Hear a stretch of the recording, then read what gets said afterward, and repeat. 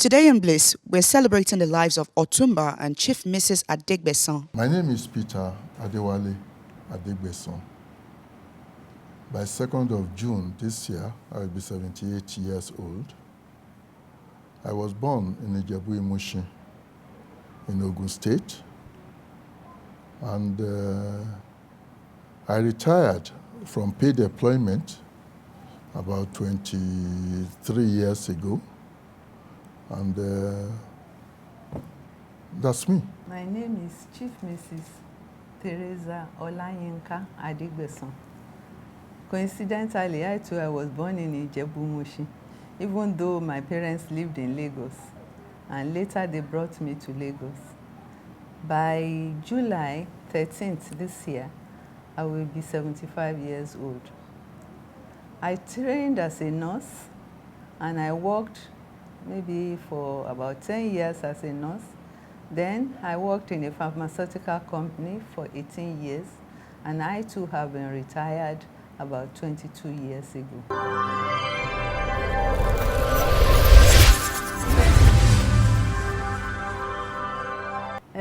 We met in Ibadan. I first did my nursing training in UCH, Ibadan. I went to Holy Child College, Lagos, and I had some friends. Some of them were in Ibadan at that time. One in particular, her name is Mosun Odutayo. She was celebrating her 21st birthday, and I was in Ibadan at UCH. So when they told us, we decided to attend the birthday ceremony. So by the time they came, they said, the guests have come, so let's give them seats. So we all stood up and they sat. And by the time they finished, a seat was vacant. It was next to her.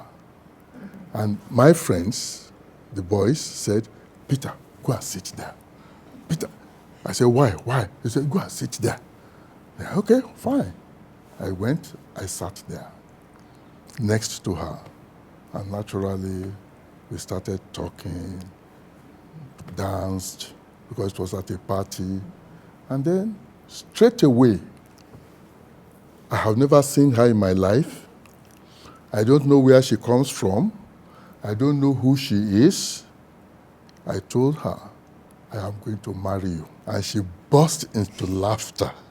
She laughed. I'm sure she'll be thinking that, what is this man talking about? I laughed because it sounded funny. Somebody I've never met, he doesn't know me, and he now told me that he wants to marry me.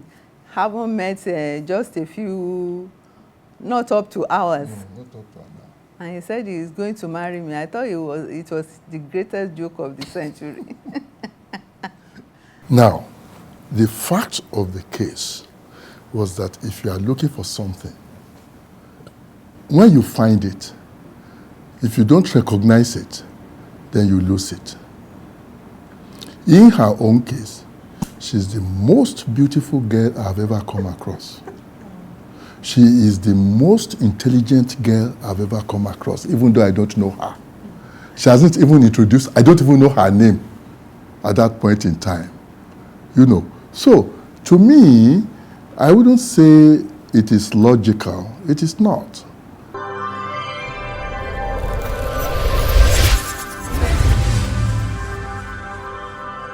When we met, after some time, I started getting to like him, because the first time I thought it was a joke. So when we started knowing each other, the only thing wrong about him, for me, was his height. I looked at him, I said, how would I spend my life with this tall man?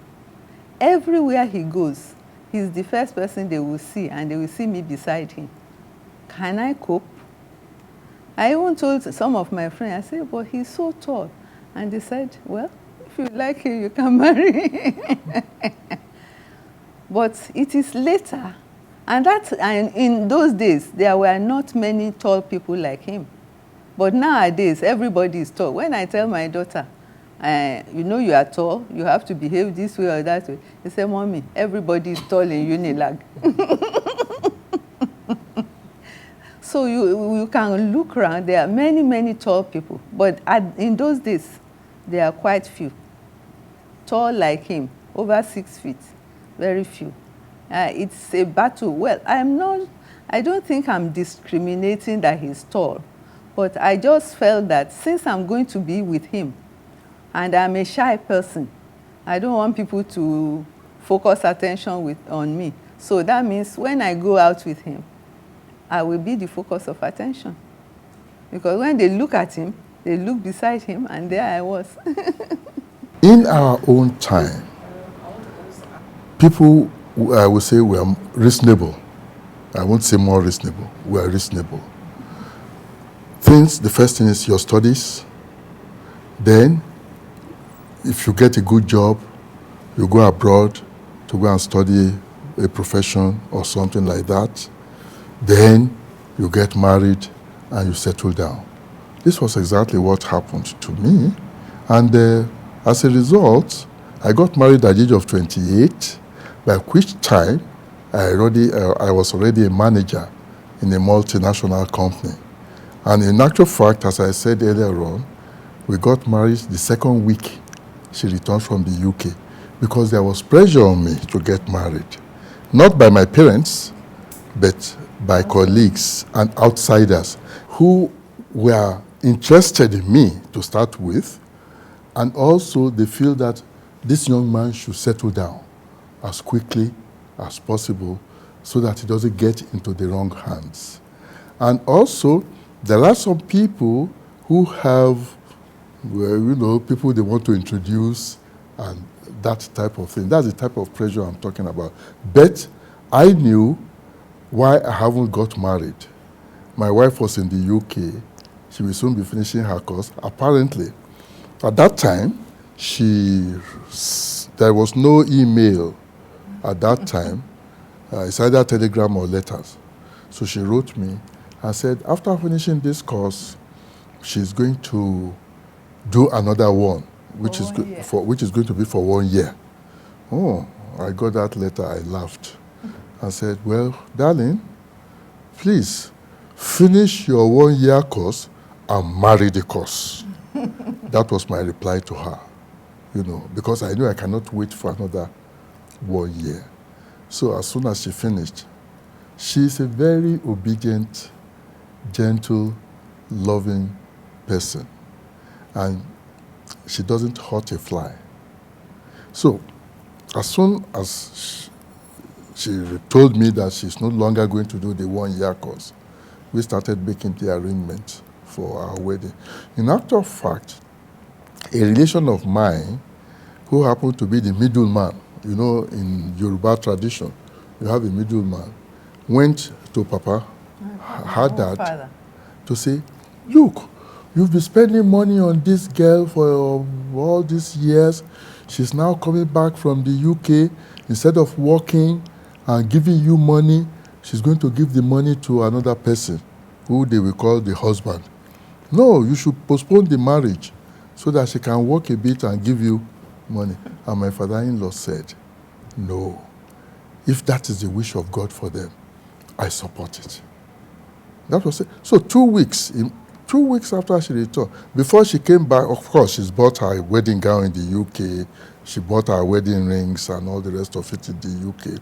But all the arrangements that needs to be done here were done in her absence. Even the bridesmaids. She didn't even know who the we were organized. Family, friends, and things like that, So that's the way it is. And again, all these are indications that God's hand is in everything we were doing.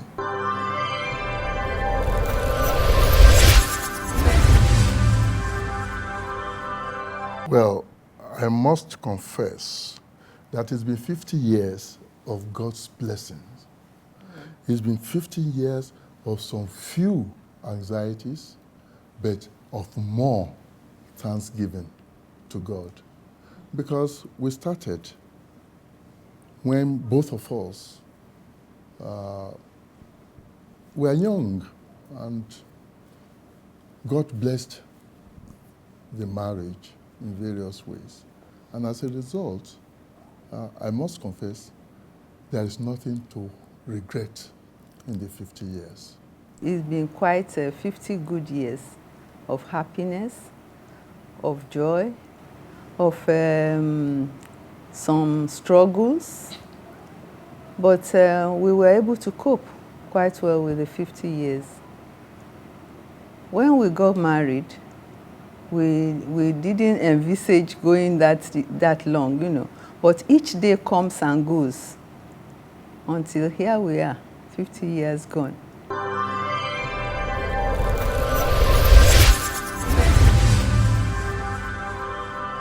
Well, you know, I can't lay my hand on anything, as I said. When we got married, I asked him that we should go for honeymoon. And my husband said, "What is honeymoon?" Every day of our life is going to be honeymoon. And that's how it's been. So I can't lay hands on anything. We've done a lot of things together. We just moved along, solve the problems as they come, and pray to God together. Well, perhaps... Maybe the day I say yes. No, perhaps the day we got married. Okay. Because I was scared, sincerely. I was scared on our wedding day. I was sweating profusely during the marriage ceremony. And I was praying to God that, God, if this marriage is not going to succeed, please do something now. We were in the church, on the altar, but that was my prayer because I was scared. Sometimes I try to imagine what is ahead, and I would just I was praying, God, please, if this marriage is not going to succeed, do something to stop it. Although I was not being realistic there, but that was my prayer. But since God allowed the marriage to go through, so it means it's going to succeed. And we have to do all we can to make it succeed. And God has been very helpful.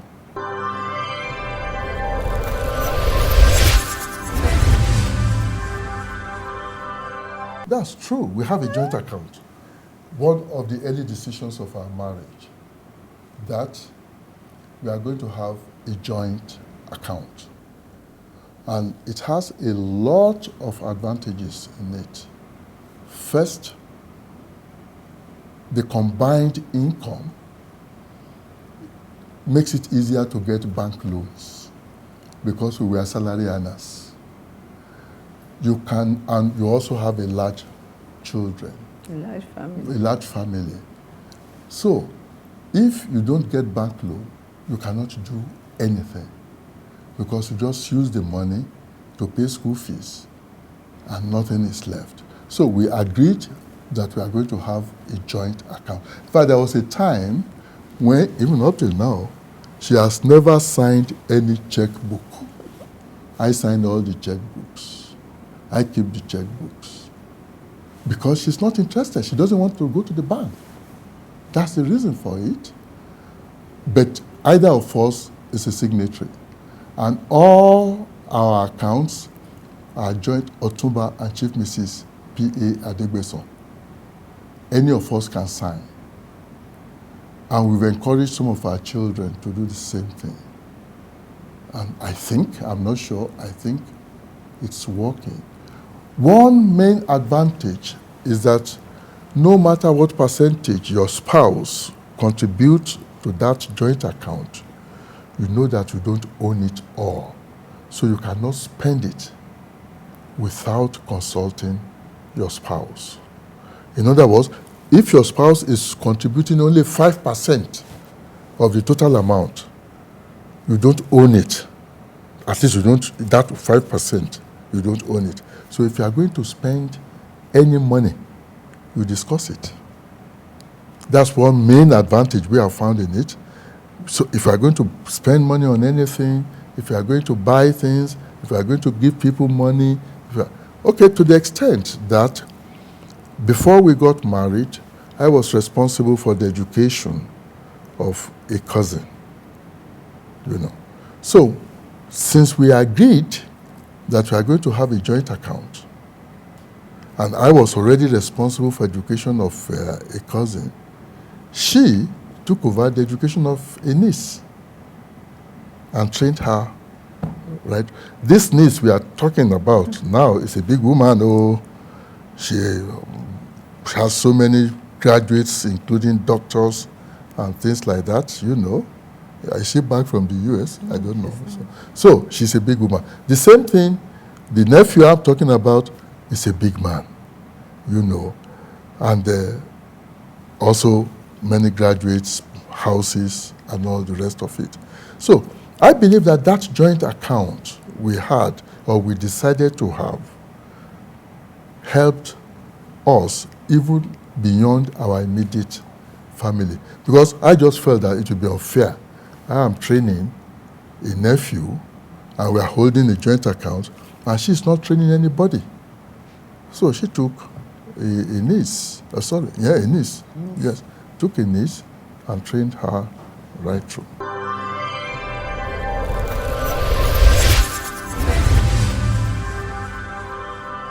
First of all, they should know what they are going into. Secondly, they should want to do it. I have heard of many people who go into marriage and they already feel that if it doesn't work, they will go out. If you feel that way, then it won't work. If you feel you want to marry, you know it's better to stay with your husband for life, then you can work at it. It's not easy, but you have to work at it. So they must know that it's for life, and they must know that it needs working out. It just doesn't happen. No. It doesn't happen.